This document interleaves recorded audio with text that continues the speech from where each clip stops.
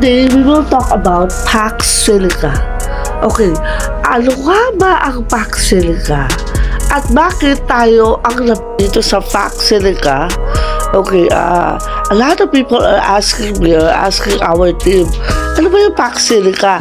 Maganda ba yan para sa Philippines? Or baka environment hazard yan para sa atin? Okay, now, let's go to the advantage. Okay, number one, importante yung technology kasi pag pinuntahan ka ng isang grupo ng bansa o isang bansa para sa technology, advantage sa atin yan. Number one, makakapag-puno siya ng trabaho. Okay, number two, makakapagbigay siya ng technology. Kumbaga, ito ay magiging center ng technology. At number three, yung mga bansa, alam nyo na kung sino pwede sumakop sa atin. The reason why Philippines is very competitive siya pagdating sa natural resources.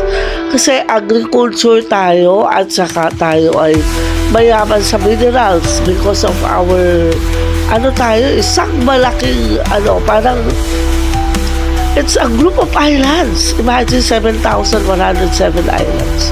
So andito yung mga precious stones na hindi man diamonds, but we have volcanoes, we have sea, we have islands, we have agriculture. In fact, dito lang galing yung ginto, di ba? Ang country, ang Philippines is one of the best, one of the rich source of metallic or metal minerals. If Russia can produce yung mga chips, yung mga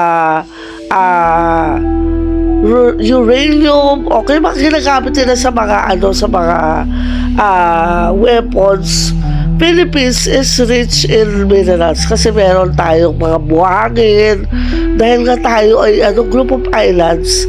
Okay, kung hindi ako nagkakamali, correct me if I'm wrong, yung mga sea minerals natin, kaya tayo ng ibang bansa, kaya hinuhukay yung ilalim ng dagat natin. We have wealth na hindi pa natin na-discover, na maaaring na-discover nila. Now, kailangan natin unahan yung pag-grab ng opportunity para sa technology, para i-secure yung ating mineral. Kaysa ibigay, dalawa lang yan kaysa ibigay natin doon sa hindi masyadong mabuting tao, ibigay natin doon sa mabuting tao para tayo ay umunlad. Okay? So, dalawa lang yung magkakonquer sa atin. Para siyang isang pabrika na itatayo sa Pilipinas.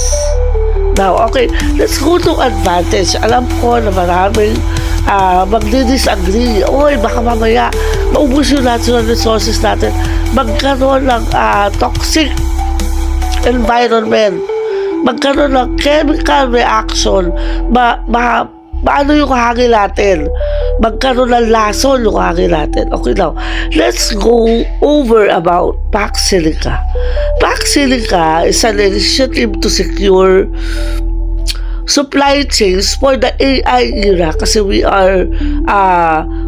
have been introduced to AI technology, okay? Artificial intelligence.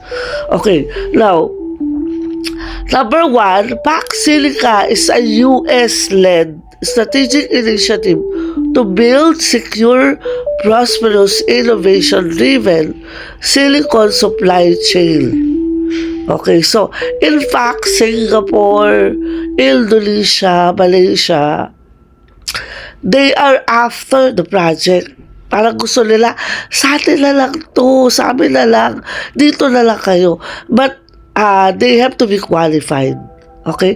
Now, the US company or the US group of companies, they look for a place na mayaman sa natural resources, open-minded yung mga tao, matalino ang mga tao.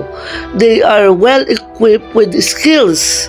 Kasi nandito na si Yasaki sa atin, di ba? Nandito si Yamaha.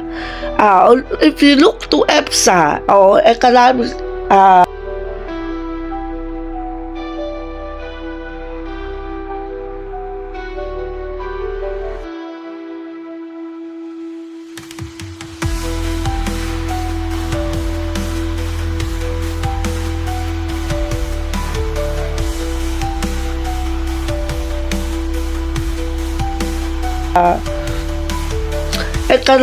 how do you say that?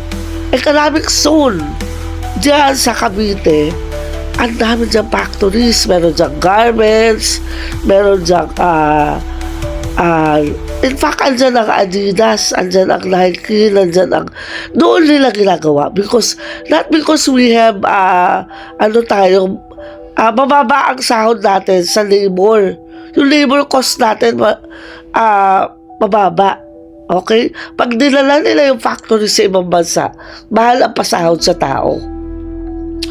So, para tayo Vietnam. But then again, ang advantage natin, because we are Filipinos, we are English, we have, well-versed tayo sa English.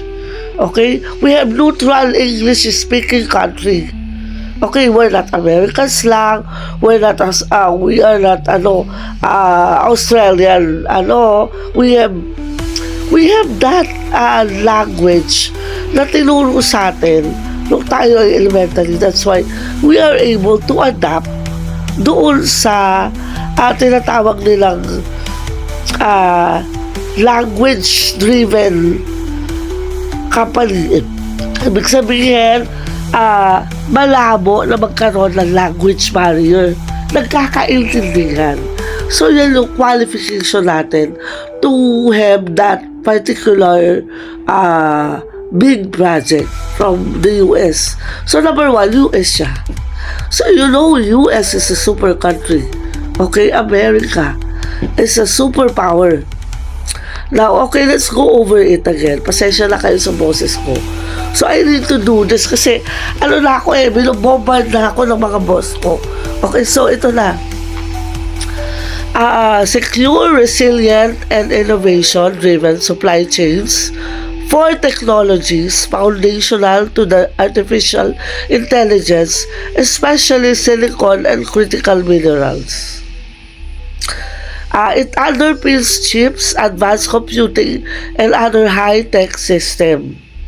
Okay, so, pag sinabi natin chips, ito yung maliliit na parts na nilalagay sa isang computer, sa isang hardware, ng isang personal computer, laptop, what else? Gadgets.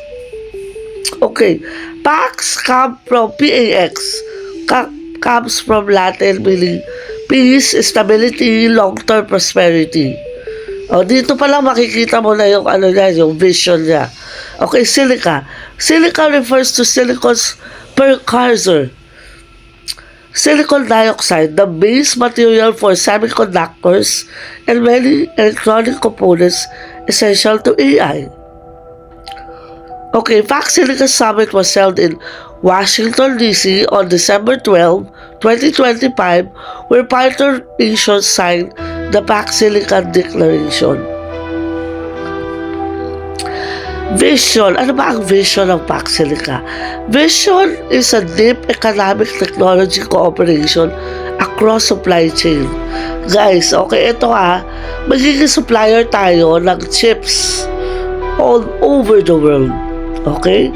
Not only that, we will be the base for experiment and invention of parang pa sila pwede ma-discover dito sa project na to. Okay. We will be the supply chains for raw materials through semiconductors and AI infrastructure. Okay. It's a commitment to mutual prosperity and security. Okay, now, there is a website. I'm gonna send the link below kung paano yung forum use ng PAX Silica. Okay.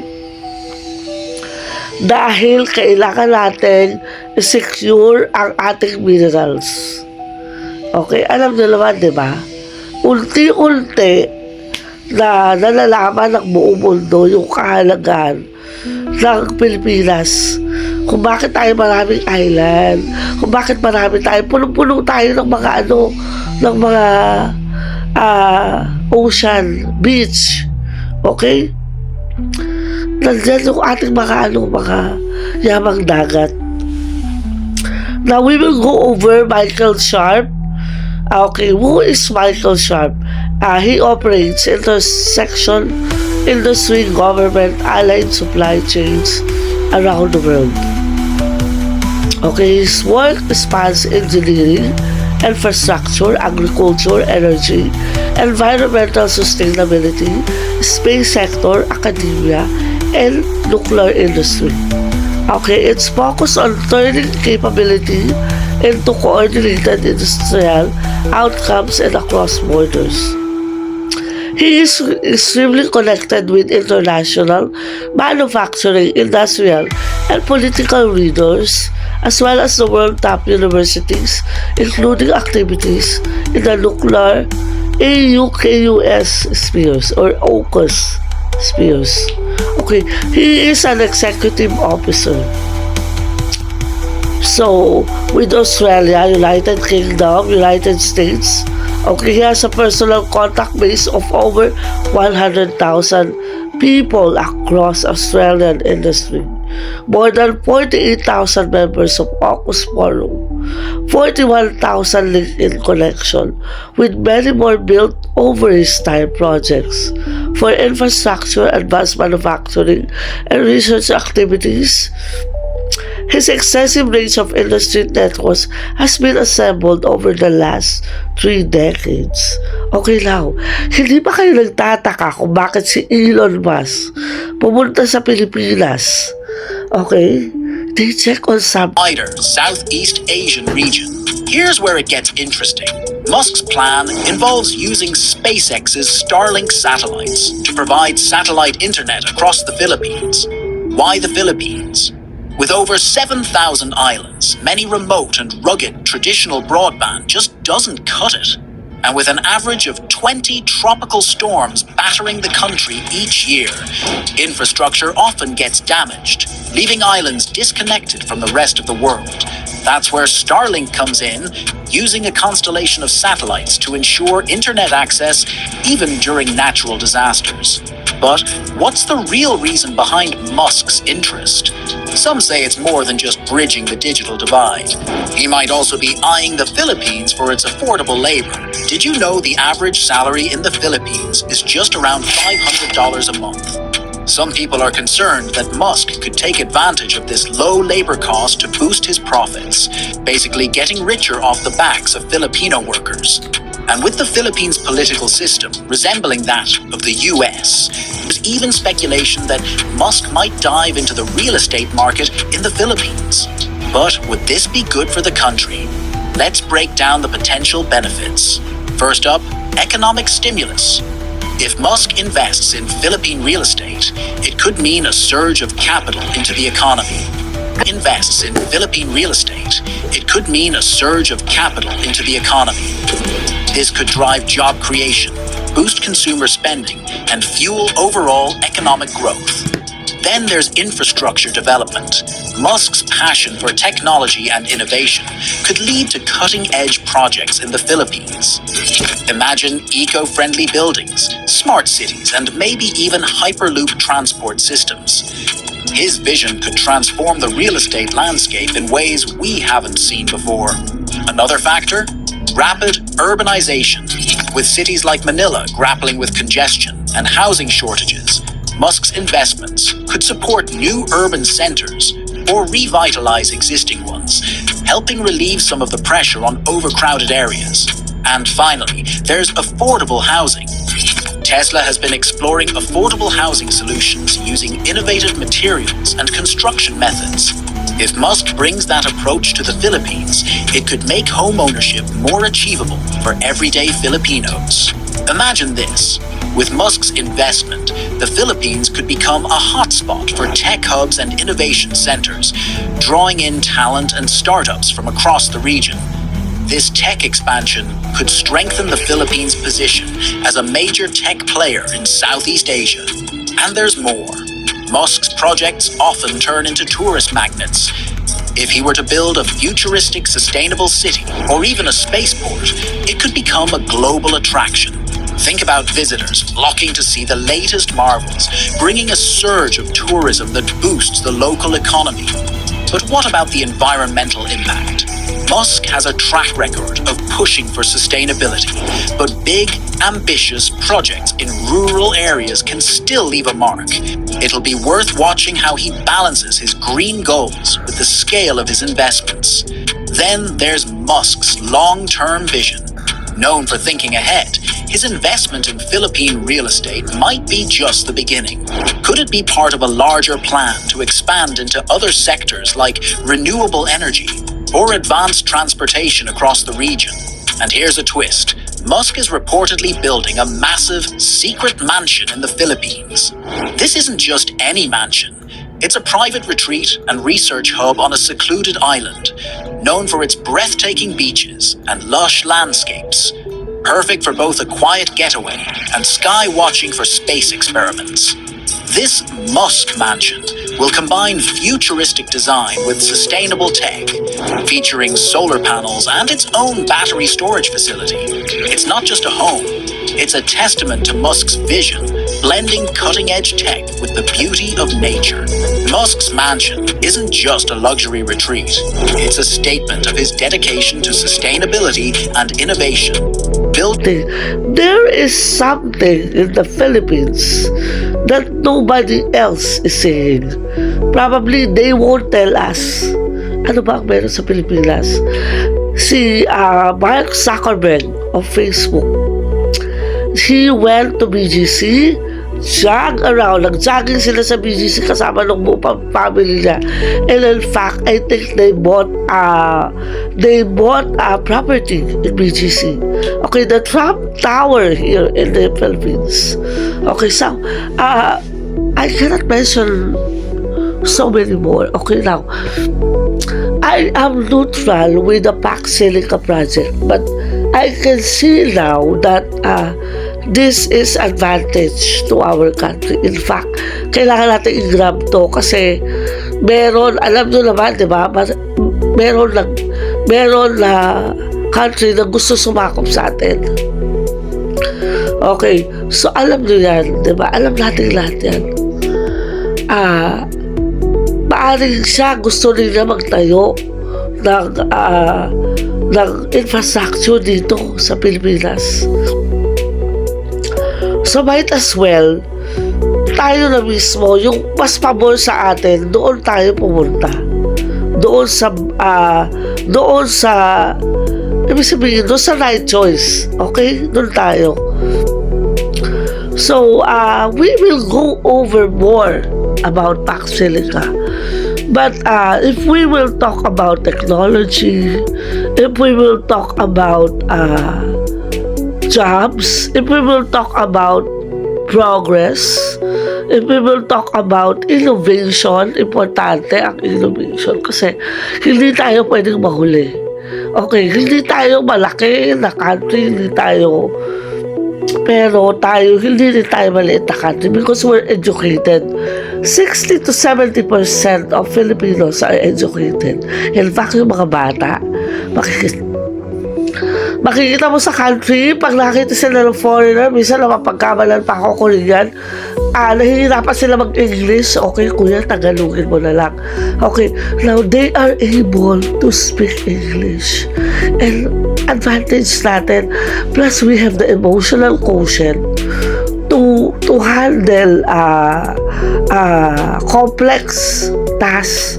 Importante yun na nauutusan tayo at tayo ay nakakaintindi ng mga instruction na mahirap intindihin ng ibang country. Okay, I'm not being parang mayabang or bato pobre with other countries, but Philippines are able to connect Okay, that's the best word, to other country, to other, in fact, okay, as an advanced English teacher, way back Korea, when I was in Korea, they go after the teacher who can talk English and who can transfer, importante ang transfer of knowledge sa corporate world. If you are able to duplicate yourself, if you are able to connect to people na hindi mo kalahi, ay importante yan kasi they are able to transfer to you the knowledge.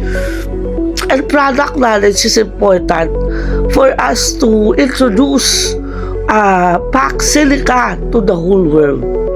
Okay? We are one of the most sought after people in the world. Okay? So we should be proud of that as a Filipino. Now, we will go over more after PAX Silica.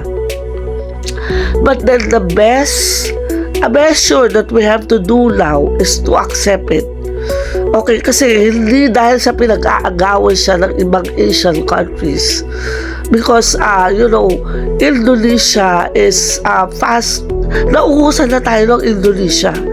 Nauusan na tayo ng Singapore. Why? Ano na sila ang taas na ng ng kanilang currency against Filipino peso. But if we are to study, kasi we are observing, hindi lang tayo lalay sa bahay, we're able to go around, we're able to do social experiment, we are able to do research, we're able to connect with some politicians na hindi ko pwede bagitin ng pangalan. We are able to go over educational system. Ang Philippines, ang Indonesia, okay, I hate to say this, lumulubog sila because they lack the capacity. May mga country na lulubog pagdating na climate change, but they see Philippines as a resilient country. The fact that we are able to how do I say that in English? We are able to survive. Diba? Taon-taon meron tayong meron tayong bagyo, meron tayong super typhoon, but then we are able to survive it. We're able to connect to our culture. Oy, bagyo na. Ganito gawin nyo, ganyan. Yung infrastructure natin, that's why we have build and build. We have other president na itayo yung ating mga infrastructure.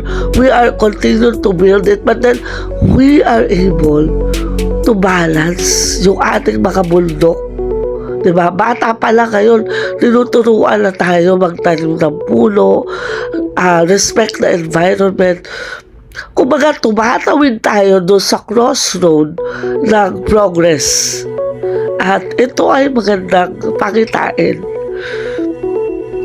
bilang isang nanay, bilang isang professor, bilang isang life coach, okay, bilang isang observer. Okay, so we have to be concerned about our environment. Okay, so let's see how it goes for PAX Silica here in the Philippines, and good luck to us. Okay, and of course, we are after progress.